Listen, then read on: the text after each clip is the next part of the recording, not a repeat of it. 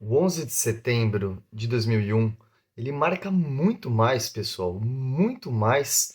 a mudança de era e de século do que um simples atentado terrorista com milhares de mortos. Vamos voltar para o historiador britânico de origem judaica e egípcia, Eric Hobsbawm. O Eric Hobsbawm, ele dizia que o que marca a mudança do século XIX para o século XX não era simplesmente a mudança do dia 31 de dezembro de 1899 para o dia 1 de janeiro de 1900.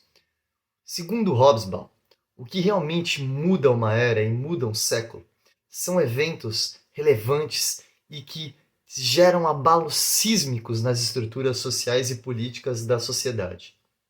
Ele colocava a data da Primeira Guerra Mundial como um marco do início do século XX e final do século XIX. Vamos lembrar que a Primeira Guerra Mundial ela ocorre de 1914 a 1918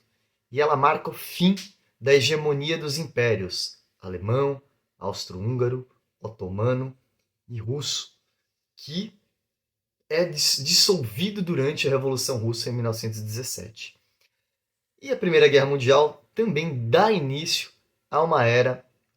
bipolar que começa a se desenvolver nos anos 20 e 30 e termina de realmente se sedimentar ao final da Segunda Guerra, em 1945, com a ascensão dos Estados Unidos no lugar de império e potência comercial e marítima no lugar do Império Britânico e a União Soviética que ascende como uma potência desafiadora no campo comunista, como um possível outro sistema político e econômico. Vamos lembrar que essa situação de bipolaridade ela dura ao menos até a dissolução da União Soviética em 1991. E vamos lembrar que hoje é muito fácil nós descartarmos o comunismo como alternativa econômica e política, mas nem sempre foi assim. Nos anos 60, os números e os índices sociais da União Soviética e de uma grande parte do leste europeu eram índices bastante respeitáveis, em que, pese a falta de transparência destes regimes, nós também tínhamos uma falta de transparência dos regimes capitalistas. O fato é que, naquele momento, ao menos até o início dos anos 70, não era possível se afirmar categoricamente que o modelo de democracia liberal e o capitalismo de um modo geral seriam hegemônicos e resultariam num mundo unipolar, como nós acabamos descobrindo nos anos 90, com a queda do Muro de Berlim em 89 e a dissolução da União Soviética em 91. Dali em diante, o mundo passou a ter como potência hegemônica os Estados Unidos e pensamos que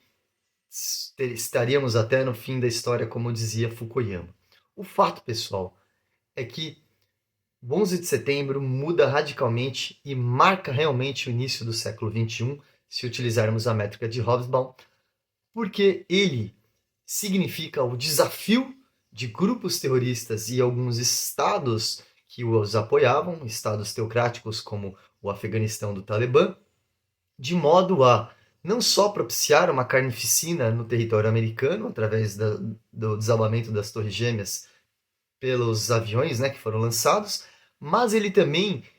significa um certo reset na política internacional. Isso por quê? É a partir do 11 de setembro que nós temos a invasão do Iraque pelos Estados Unidos e o surgimento das primeiras rusgas dentro da OTAN, quando França e Alemanha não concordam com a invasão do Iraque. Invasão essa ilegal, criminosa e que resultou na morte de ao menos 1 milhão de iraquianos. Essa invasão do Iraque também resultou no início de políticas de Putin de expansão da Rússia. Vários territórios ao lado da Rússia, como Moldávia, Geórgia, passaram a ser invadidos e Putin começa a projetar sua influência em estados vizinhos. Se nós puxarmos o fio da meada, isso vai parar até na guerra da Ucrânia, que começa em 2014 e nós temos hoje ali o ápice dos conflitos. Essa invasão dos Estados Unidos e o início, essa invasão do Iraque e o início da decadência hegemônica dos Estados Unidos também, em certa medida, coincide com o 11 de setembro, na medida que, a partir do 11 de setembro, os Estados Unidos passa a projetar muita energia, muito investimento bélico com relação ao seu PIB, em políticas militares expansionistas com a presença na Ásia e no Oriente Médio. Isso, em certa medida, empata e retarda o desenvolvimento dos Estados Unidos, retira verbas para investimento social dentro dos Estados Unidos e permite que a China comece a alcançar o desenvolvimento socioeconômico e tecnológico dos Estados Unidos. Isso também, em certa medida, permite que ocorra a ascensão de atores e potências regionais como Turquia, Índia, Egito, que passam a desafiar os Estados Unidos em alguns pontos sem necessariamente entrar em conflito. Então, podemos sim dizer que o 11 de setembro em 2001 ele inaugura o século XXI e, em certa medida, o que estamos vivendo também é fruto do 11 de setembro.